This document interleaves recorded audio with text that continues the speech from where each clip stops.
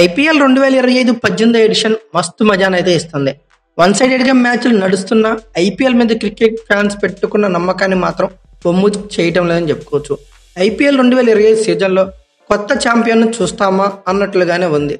15-16 రోజులుగా జరిగిన మ్యాచ్లను చూస్తే పరిస్థితి అలాగే ఉంది. ఒక్కసారి టాప్ 4లో నిలిచిన జట్టులను చూస్తే నిజమే కదా అనిపిస్తుంది. మొన్నటి వరకు ఆ జట్టులను ఎవ్వరూ కూడా పట్టించుకోలేదు అని చెప్పుకోవచ్చు. తొలి 4 స్పాట్లలో ఆ 4 టీమ్స్తో ఖచ్చితంగా 3 అయినా ఉంటాయి అనుకున్నాం. బట్ ఎక్స్పెక్టేషన్ తలకిందులయ్యాయి. ఇలాంటివి చూస్తేనే అనిపిస్తుంది ఓడలు బండ్లు అవుతాయి, బండ్లు ఓడలు అవుతాయి అని సామెత గుర్తుకొస్తుంది. అయితే డీసీ 3కి 3 గెలిచి టాప్ స్పాట్లో నిలిచింది. ఆ తర్వాత 4 మ్యాచ్లు చొప్పున ఆడి జీటీ, ఆర్సీబీ సెకండ్, థర్డ్ స్పాట్లో ఉన్నాయి 3 గెలిచి. ఇక చివరిలో టాప్ టీమ్స్ అనుకున్న Mumbai Indians, CSK, SRH 8th, 9th, 10th స్పాట్స్లో నిలిచాయి. ఇది ఈ సీజన్ పరిస్థితి అయితే చెప్పుకోవచ్చు. అయితే నిన్న జరిగిన ముంబై ఇండియన్స్ వర్సెస్ ఆర్సీబీ మ్యాచ్లో నరాల తెగి ఉత్కంఠతనైతే చూసాం. చివరికి ఆర్సీబీ విజయం అయితే సాధించింది. చివరి ఓవర్ వరకు విజయం దోబూచులాడింది. అలాంటి ఒక ఇంట్రెస్టింగ్ ఫైట్కి 2 ఫ్రాంచైజెస్ అయితే సిద్ధమైపోయాయి. 4-3 మ్యాచ్లు గెలిచి సెకండ్ స్పాట్లో ఉన్న గుజరాత్ టైటన్స్, అలానే 4-2 గెలిచి 2 మ్యాచ్లు ఓడిన 7th స్పాట్లో రాజస్థాన్ రాయల్స్ మధ్య ఒక గ్రేట్ రైవలరీ అయితే చూడబోతున్నాం. ఈ మ్యాచ్ ఏప్రిల్ 9వ తారీఖున అంటే బుధవారం రోజు నైట్ మ్యాచ్గా 7:30 గుజరాత్ టైటన్స్ హోమ్ గ్రౌండ్ అయిన నరేంద్ర మోడీ స్టేడియం వేదికగా తలబడనున్నాయి. అయితే ఈ మ్యాచ్ జరిగే స్టేడియం డీటెయిల్స్ ఏంటి, పిచ్ రిపోర్ట్ ఎలా ఉండబోతుంది, వెదర్ కండిషన్స్ పరిస్థితి ఏంటి, లైవ్ ఎక్కడ చూడొచ్చు, ఇరువురు టీమ్స్ యొక్క హెడ్ టు హెడ్ రికార్డ్స్ ఎలా ఉన్నాయి, అలాగే ఇరువురు టీమ్స్ ప్లేయింగ్ లెవెన్లో ఏమైనా చేంజెస్ ఉన్నాయా, వీటన్నిటి గురించి ఈ వీడియోలో అయితే క్లియర్ కట్గా మనం తెలుసుకుందాం. అహ్మదాబాద్ పిచ్ గురించి అందరికీ తెలిసిందే. ఈ మ్యాచ్ జరిగే స్టేడియం డీటెయిల్స్ గురించి తెలుసుకుంటే ప్రపంచంలోనే పెద్ద స్టేడియం. దీన్ని ఎప్పుడో 1982లోనే ఫామ్ చేశారు. ఈ మధ్య అయితే దీన్ని రెనోవేట్ చేశారు. చాలా బిగ్ స్టేడియంగా మాట్లాడుకోవచ్చు. ప్రపంచంలో కల్లా ఆడియన్స్ కెపాసిటీ వచ్చేసరికి 132,000 వరకు ఉంటుంది. అలాగే బౌండరీ డైమెన్షన్స్ పరంగా కూడా ఓ బిగ్ స్టేడియం అని చెప్పుకోవచ్చు. ఎదురు సైడ్స్ వచ్చేసరికి 69 మీటర్ల వరకు ఎక్స్పెక్ట్ చేయొచ్చు. బ్యాక్ సైడ్ వచ్చేసరికి 64 మీటర్లు గాను, స్ట్రైట్ బౌండరీ వచ్చేసరికి 75 మీటర్లు గానీ ఎక్స్పెక్ట్ చేయొచ్చు. ఓవరాల్ ఈ స్టేడియంలో 11 పిచ్చెస్ అయితే ఉన్నాయి. అంటే 5 బ్లాక్ సాయిల్ పిచ్చులు ఉంటే 6 రెడ్ సాయిల్ పిచ్చులు అయితే ఉన్నాయి. ఇది ఈ స్టేడియం గురించి. ఈ స్టేడియం యొక్క పిచ్ రిపోర్ట్ గురించి మాట్లాడుకుంటే నరేంద్ర మోడీ స్టేడియం అంటేనే కంప్లీట్ గా బ్యాటింగ్ ఫ్రెండ్లీ కండిషన్స్ అని అందరికి తెలిసిందే. చాలా వరకు హై స్కోరింగ్ గేమ్స్ ని చూస్తుంటాం. 200 అనేది చిన్న మాటగా మాట్లాడుకోవచ్చు. ఇక్కడ జరిగిన ఫస్ట్ మ్యాచ్ లోనే ఈ సీజన్ లో ఇదే జరిగింది. కన్సిస్టెంట్ బౌన్స్ అయితే జనరేట్ అవుతుంది. ఒక ట్రూ బౌన్స్ అని చూడొచ్చు. ఇనిషియల్ ఓవర్స్ లో పేస్ అలానే స్వింగ్ జనరేట్ అవుతుంది. ఆ తర్వాత అంటే గేమ్ ప్రోగ్రెస్ అయ్యే కొద్ది పిచ్ కొంచెం స్లో అవుతుంది. అలానే మిడిల్ ఓవర్స్ లో మాత్రం స్పిన్నర్స్ లిటిల్ బిట్ హెల్ప్ ఉంటుంది. ఇక తర్వాత వెదర్ రిపోర్ట్ గురించి మాట్లాడుకుంటే వర్షాలు పడటం, మ్యాచ్లు ఆగిపోయే ట్విస్టులు అయితే ఏమీ లేవండి. సమ్మర్ సీజన్ అయితే స్టార్ట్ అయిపోయింది ఇండియాలో. అలాగే హాట్ సమ్మర్ అయితే అల్చల్ చేస్తుంది.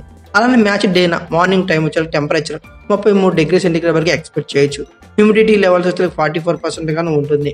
అలానే dew factor key role play చేయడం పక్క అని చెప్పుకోవచ్చు. ఇక ఓవరాల్ గా లైవ్ స్ట్రీమింగ్ గురించి మాట్లాడుకుంటే మీ అందరికీ తెలిసిందే ఐపీఎల్ మ్యాచ్లన్నీ జియో హాట్స్టార్లో చూస్తున్నాము. అలాగే ఈ మ్యాచ్ కూడా జియో సినిమాలు, అలాగే డిస్నీ ప్లస్ హాట్స్టార్లు ఓటీటీ ప్లాట్ఫామ్లు 2 బిగ్ ప్లాట్ఫామ్స్ కంబైన్ అయిపోయి జియో హాట్స్టార్గా అవతరించింది. దీంతో మొబైల్స్లో వాచ్ చేయొచ్చు. అలాగే సబ్స్క్రిప్షన్ అయితే తప్పనిసరి. ఇక టీవీలో వాచ్ చేయాలంటే స్టార్ స్పోర్ట్స్ 2లో చూడొచ్చు. అలాగే తెలుగులో టీవీలో చూడాలంటే స్టార్ స్పోర్ట్స్ 1లో వాచ్ చేయాల్సి ఉంటుంది. అయితే వీటన్నిటికి కూడా సబ్స్క్రిప్షన్ అయితే తప్పనిసరిగా మాట్లాడుకోవచ్చు. అలాగే నరేంద్ర మోడీ స్టేడియం యొక్క ఐపీఎల్ స్టాట్స్ పరిశీలిస్తే ఇక టోటల్గా వచ్చే 35 మ్యాచ్లు జరిగాయండి. ఫస్ట్ బ్యాటింగ్ వాళ్ళు 17 గెలిస్తే సెకండ్ బ్యాటింగ్ వాళ్ళు 20 గెలిచారు. నో రిజల్ట్గా ఒక మ్యాచ్ అయితే ఉండిపోయింది. దీన్ని బట్టి టాస్ అయితే అంత కీలకం కాదని అర్థమైపోతుంది. ఎందుకంటే ఫస్ట్ బ్యాటింగ్ సెకండ్ బ్యాటింగ్ ఈక్వాలిటీగానే ఉంది ఇంచుమించుగా. ఇక హైయెస్ట్ టోటల్ ఈ గ్రౌండ్లో చూస్తే 243 పరుగులు 5 వికెట్లుగా, పంజాబ్ హైయెస్ట్ టోటల్ చూస్తే 89 పరుగులుగా జీటీ ఆల్అౌట్ అయింది. హైయెస్ట్ రన్ చేసి చూస్తే ఈ గ్రౌండ్లో 207 పరుగులు 7 వికెట్లుగా కేకేఆర్ పేరట ఉంది. లోయెస్ట్ టోటల్ డిఫెండ్ చేసుకుంటూ చూస్తే 130 పరుగులు 8 వికెట్లుగా ఉంది. యావరేజ్ ఫస్ట్ ఇన్నింగ్స్ స్కోర్ చూస్తే 173 పరుగులుగా ఉంది. అలానే జీటీ హోమ్ గ్రౌండ్ అంటే ఈ స్టేడియం అని చెప్పుకోవచ్చు. ఈ గ్రౌండ్ లో జీటీ యొక్క రికార్డ్స్ ఎలానే పరిశీలిద్దాం. టోటల్ గా ఇక్కడైతే 18 మ్యాచ్లు ఆడిందండి. గెలిచింది 10 అయితే ఓడిని 8 ఉండే. అంతేగాని 60% విన్నింగ్ ఛాన్సెస్ ఉన్నాయి అంతే. ఎక్కువ విన్నింగ్ ఛాన్సెస్ అయితే మాత్రం జీటీ హోమ్ గ్రౌండ్ అంటే ఫేవరబుల్ అని కాదని చెప్పుకోవచ్చు. ఇక బ్యాటింగ్ యావరేజ్ చూస్తే ఇక్కడ 37.75. ఆ బ్యాటింగ్ రన్ రేట్ చూస్తే 9.37 ఉంది. ఇక ఈ గ్రౌండ్ లో బౌలింగ్ యావరేజ్ పరిశీలిస్తే 23.13 ఉంది. బౌలింగ్ రన్ రేట్ చూస్తే 8.94 ఉంది. అలానే జీటీ మరియు ఆర్ఆర్ల యొక్క హెడ్ టు హెడ్ రికార్డ్స్ పరిశీలిస్తే జీటీకి ఆర్ఆర్ మీద క్లియర్ డామినెన్స్ అయితే ఉందని చెప్పుకోవచ్చు. ఆర్ఆర్ విన్నింగ్ పర్సెంట్ అబోవ్ 80% కూడా ఉంది. ఎందుకంటే టోటల్గా వీళ్ళిద్దరి మధ్య 6 మ్యాచ్లు అయితే జరిగాయి. ఆర్ఆర్ మీద చూస్తే జీటీ ఏకంగా 5 గెలిస్తే ఆర్ఆర్ కేవలం 6 మ్యాచ్లు ఒకటే గెలిచింది. జీటీ హైయెస్ట్ స్కోర్ ఆర్ఆర్ మీద చూస్తే 199 పరుగులు ఉంది. అలానే లోయెస్ట్ స్కోర్ చూస్తే 177 పరుగులు ఉంది.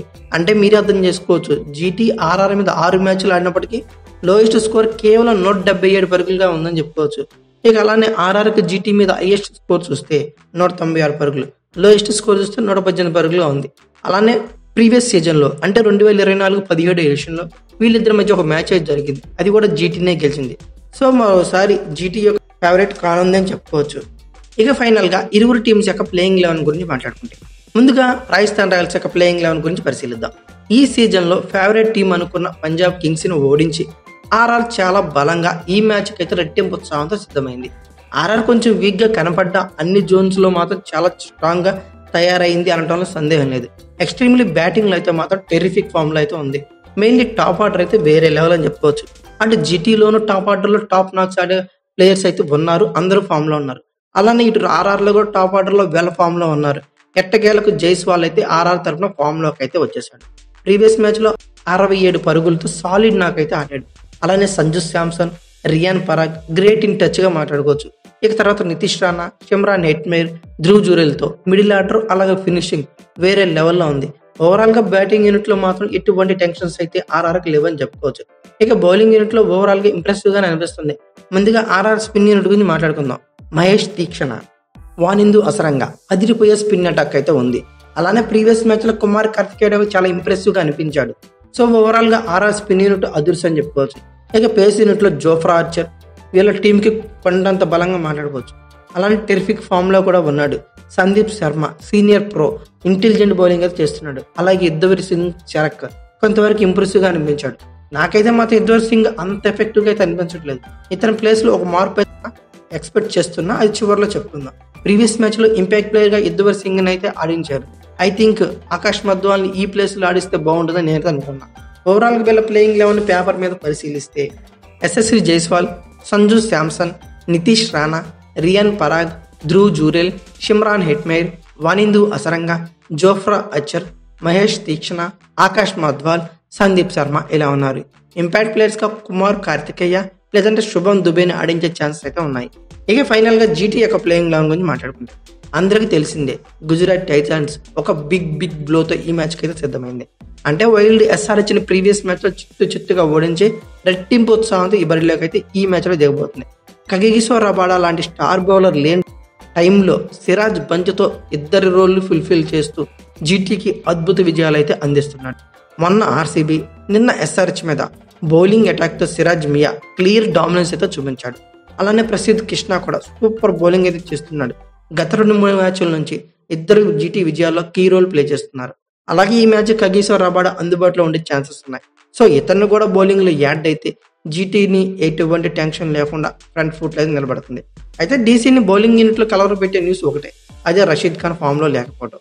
పూర్ ఫామ్లో అయితే ఉన్నాడని చెప్పొచ్చు. 2 మ్యాచ్ ఎక్స్పెన్సివ్గా ప్రూవ్ అవుతున్నాడు. అదీ కాక రషీద్ ఖాన్ మీద సంజు శాంసన్కి మంచి ట్రాక్ అయితే ఉంది.